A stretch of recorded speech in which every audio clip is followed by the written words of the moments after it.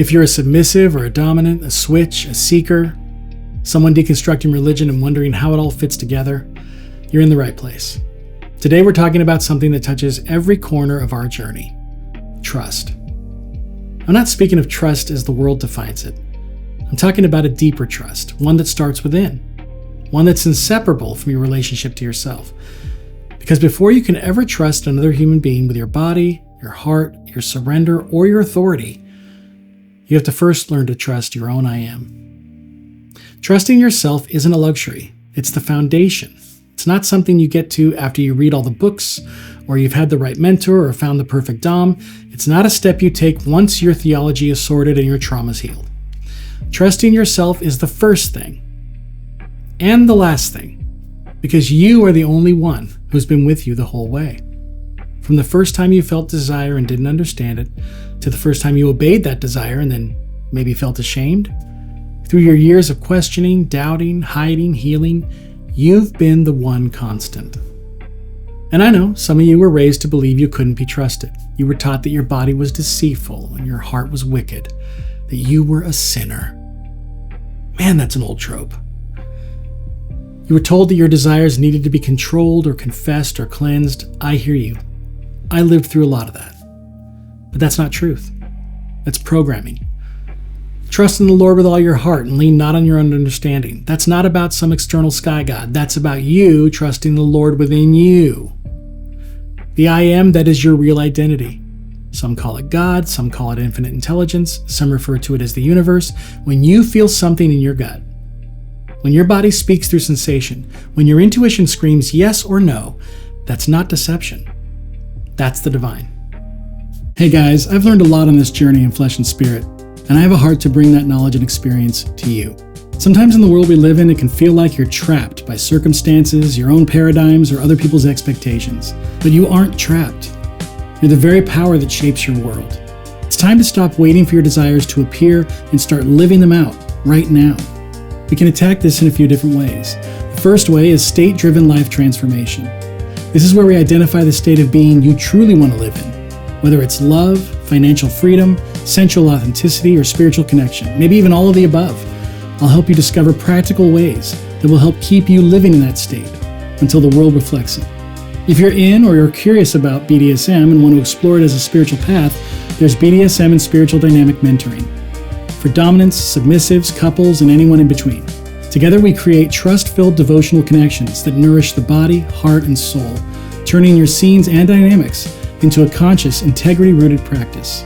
Lastly, there's shame-free self-integration, in which we bring every part of you into harmony: your faith, your sexuality, your deepest desires, your entire sense of self. No more hiding, no more splitting your life, just full expression of who you truly are.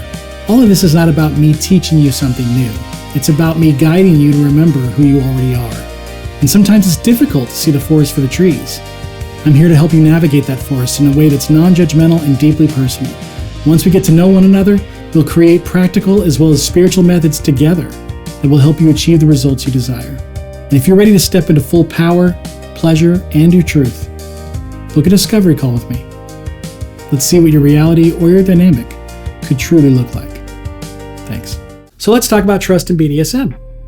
Too often, especially for newcomers or people watching from the outside, BDSM gets reduced to a set of techniques: flogging, bondage, degradation, service, blah, blah, blah, blah, blah. That's all it is. But every single act in this realm, every collar, every yes sir, every whip stroke, every whispered good girl means nothing if it's not built on trust. And not just trust in the other person.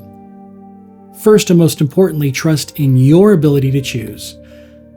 Your ability to say, I want this, or I don't want that. I changed my mind.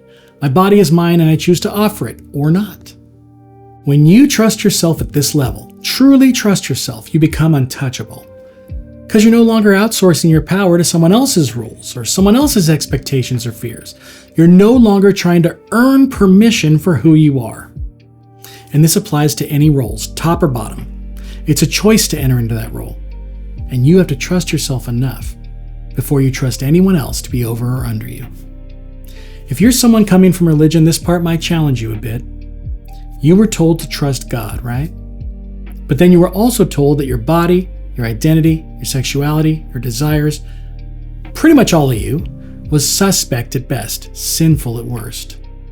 How are you supposed to trust a God who doesn't even trust you? The truth is, you were never meant to trust an external deity. The scriptures never said anything about that.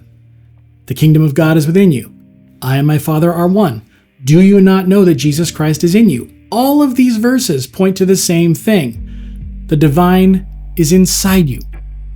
The only God worth trusting is the God that you are, your own awareness, your I am.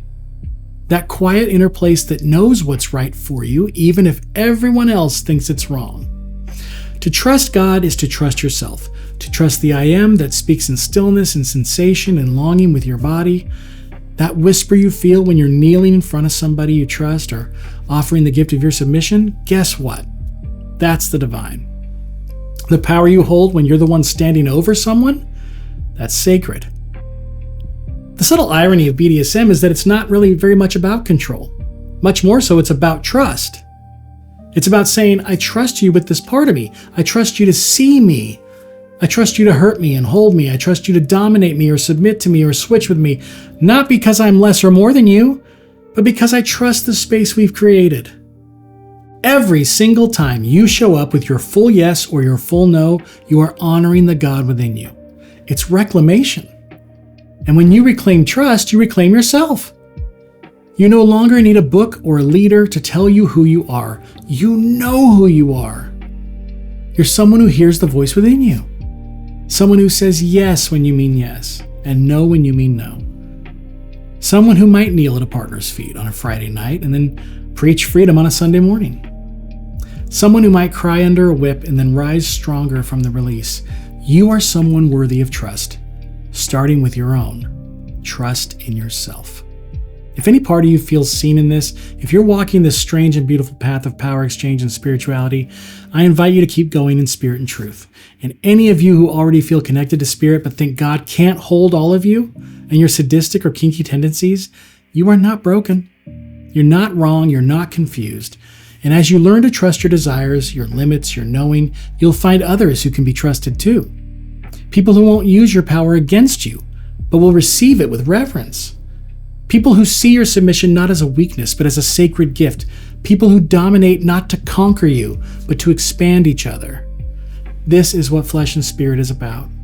If this stirred something in you, share your thoughts in the comments. Visit fleshandspirit.love, book a call with me, support the channel. Everything you need is below. And please, above all else, go into the silence. Trust yourself. You are the key. There's no other. My name is Jeremy, and my hope is that you'll find freedom in the bondage you choose. See you next time.